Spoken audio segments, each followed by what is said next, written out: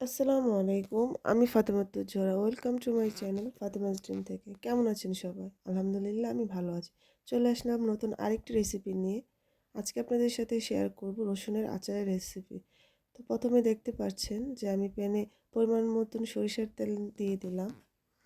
এখন তেলটা গরম হওয়ার অপেক্ষা করব। এই তো তেল গরম হয়ে গেছে। দিয়ে দিলাম গোটা গোটা পাঁচফোড়ন। তো আমি এখানে প্রথমে গোটা পাঁচফোড়নটা ইউজ করছি। তো আমি এটা ভেজে নেব। এখন দিয়ে দিচ্ছি খোসা ছাড়ানো রসুন। আমি দেশি রসুনটা এখানে ব্যবহার করছি। আমি রসুনটা বাংলাদেশ থেকে নিয়ে এসেছিলাম। তো সময়ের জন্য এতদিন দিতে পারিনি, ফ্রিজে রেখে দিয়েছিলাম। তো সেই রসুনটা আমি দিয়ে দিলাম। তো দেখতেই পাচ্ছেন যে তেলে দেওয়ার পর রসুনগুলো তেলে কেমন ফেনা ফেনা একটা ভাব চলে এসেছে। তো ভয়ের কিছু নেই, একটু পরে সম্পূর্ণভাবে ঠিক হয়ে যাবে। তো এখন দিয়ে দিলাম সামান্য পরিমাণ হলুদের গুঁড়ো। আপনারা হলুদের গুঁড়ো দিতেও পারেন, নাও দিতে পারেন। তো আমি কালারের জন্য হলুদের গুঁড়োটা ইউজ করেছি। তো এখন দিয়ে দেব কিছু কাঁচামরিচ। তো আমি রসুনের সাথে কাঁচামরিচটাও দিয়ে দিচ্ছি একটু ঝাল ঝাল ভাবের জন্য, যেহেতু আমি এখানে কোনো প্রকারের শুকনো মরিচ ব্যবহার করব না, তাই কাঁচামরিচটাই দিয়ে দিলাম। রসুনের সাথে ভালো মতো জাল করে নেব, ভাজা ভাজা করে নেব যেন সিদ্ধ হয়ে যায়। পরবর্তীতে মরিচটা খেতে কিন্তু খুব ভালো লাগে, আচারের মরিচটা। তো এখন দিয়ে দিচ্ছি তেঁতুল ভেজানো টক। তো আমি তেঁতুলটা ভিজিয়ে রেখেছিলাম, বিচি খোসা সব ফেলে দিয়েছি। বাকি যে টকটা আছে সেটাই আমি দিয়ে দিয়েছি। এখন দিয়ে দেবো সামান্য পরিমাণে বিট লবণ।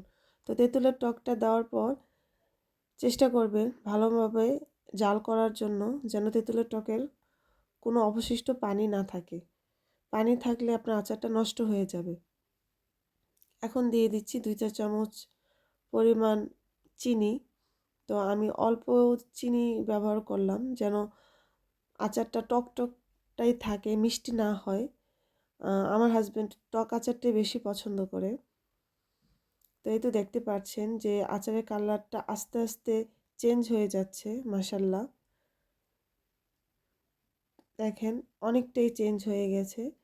তো আপনারা একটু সময় নিয়ে ভেজে নেবেন। কে কীভাবে আচার দেন আমাকে অবশ্যই জানাবেন। এখন গোটা কয়েকটা দারচিনি দিয়ে দিলাম। এটা আপনারা না দিলেও পারেন, আপনারা স্কিপও করতে পারেন। আমি দিয়ে দিয়েছি। এখানে দিয়ে দিলাম গুঁড়ো করা কিছু পাঁচফোড়ন। তো পাঁচফোড়নটা আমি প্রথমে কিন্তু দেখেছেন যে আমি গোটা গোটা দিয়েছি, পরে আমি গুঁড়ো করা অল্প অল্প দিয়ে দিলাম। এখন আমি কিছুক্ষণ জাল করে নেব। তো এখন আমি দিয়ে দিচ্ছি হোয়াইট ভিনেগার।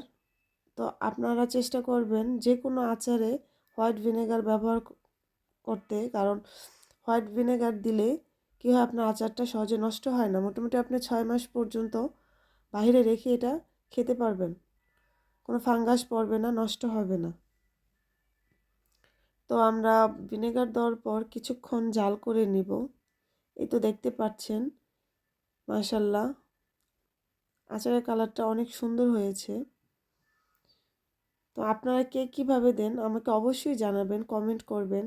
আমাকে সবাই সাপোর্ট করবেন, শেয়ার করবেন, সাবস্ক্রাইব করবেন আর সবসময় ফলো করবেন।